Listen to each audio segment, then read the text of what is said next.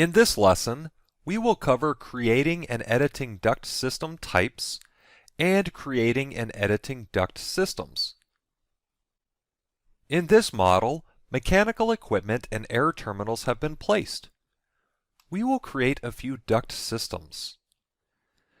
To begin, switch to the Systems ribbon, and in the HVAC panel, click Duct.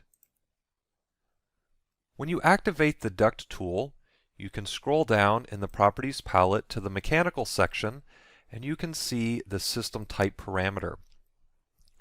Before you create ductwork, you can choose the system type. And there are three by default based on the three system classifications: supply air, return air, and exhaust air. I'll leave it set to supply air, and then I'll place a duct segment. When I end the command and select the duct, you can see a Duct Systems contextual ribbon. So be aware that when you create ductwork, duct systems will be created with each connected duct segment or run of duct.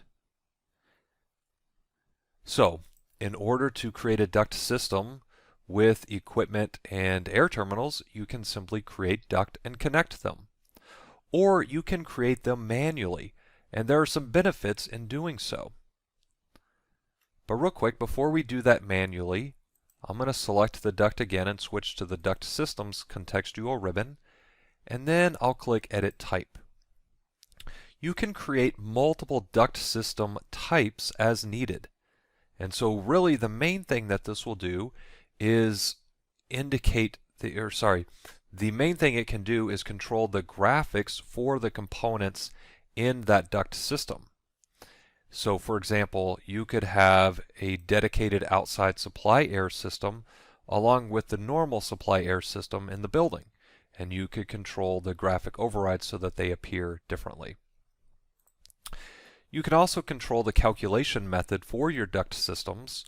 And so if you didn't want to calculate anything, you could set it to none, or you could leave it to flow only or performance if you weren't too concerned about calculations. I'll leave this one set to all, and then I'll click OK. And I'm going to go ahead and remove this duct, and we will create a duct system for these exam rooms here.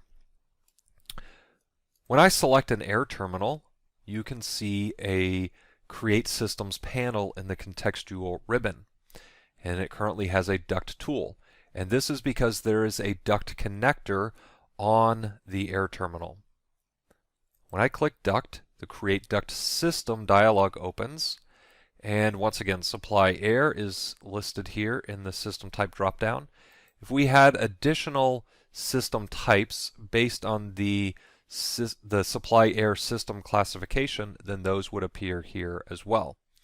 So an important thing to keep in mind is that the system classification of the connectors must match the system classification of the system types. So I know that's a lot, but system classification must match for those components to be added to a system. I'll leave the system name set to the default name, and then I'll select Open in System Editor, and I'll click OK. Since Open in System Editor was selected, Revit goes into Edit Duct System mode.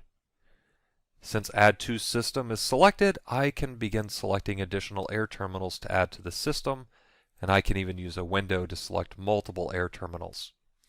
If I selected one by default, I could select Remove from System, and then remove an air terminal.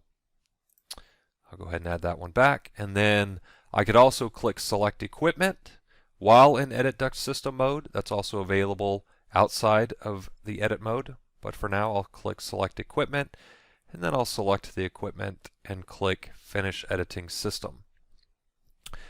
Afterwards, all those components turn blue because that was the color assigned to the graphic overrides for this system. Let's create another one for these exam rooms, and in this case I'm going to select all of the air terminals first and then click Duct, and I will not select Open in System Editor. I'll just click OK, and when I do, on the contextual ribbon you can see that Select Equipment is available, and I can do it right now. And now the equipment is added. And so, once again, there's a couple different ways to go about creating duct systems, but once you do, you have a system that keeps track of the components that the equipment is supplying. And when I select it, I can switch to the Duct Systems contextual ribbon. I can see the total flow on the system, and when ductwork is created, then I can see the static pressure as well. The other thing that duct systems allow you to do is generate layouts, and that's typically they're not perfect, but they are a way to help you begin modeling ductwork. So in this case, I'm going to click Generate Layout, and then I'm going to click Settings, and this opens up the Duct Conversion Settings dialog, and this is available in the Mechanical Settings dialog as well. And I'm going to make some adjustments here, and I'm going to change the duct type for the branch to radius, elbows, taps. And I'm going to leave the flex duct type set to none so that flex duct will not be placed. And then I'm going to select this layout here and then finish the layout. And as I said, it's usually not perfect. There's usually some issue, and in this case I have an error or a warning, and this isn't connected like it should be. So I'm just going to make some modifications here real quick. So at this point, since we have created ductwork, then we can use the duct sizing tool to auto size our ductwork. And you could also manually create it and then use that as well. An important thing to keep in mind is that you do not want any open ends when you're doing that. And so I'm going to cap this open end, and then I'm going to create a section view so I can take a look at the warning that I got. And this was not properly connected. We'll take a look here, and I'm just going to delete that connection, and then I'm going to copy over the connection from this air terminal, and I will connect that.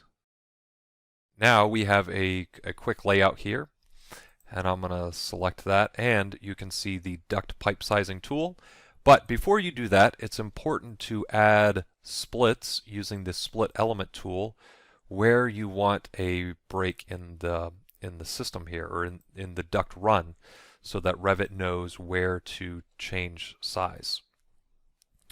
So I'm going to click the duct pipe sizing tool, and I'm going to change it to the equal friction method, and I will set the branch sizing to match connector size, and I will restrict the height to 8 inches, and then I will click OK. And now my duct is sized. So you can create duct systems and then generate layouts and then use the sizing tool to auto size your ductwork. And it's always good to go back and double check, make sure it's correct, but those are quick ways to get your duct modeled.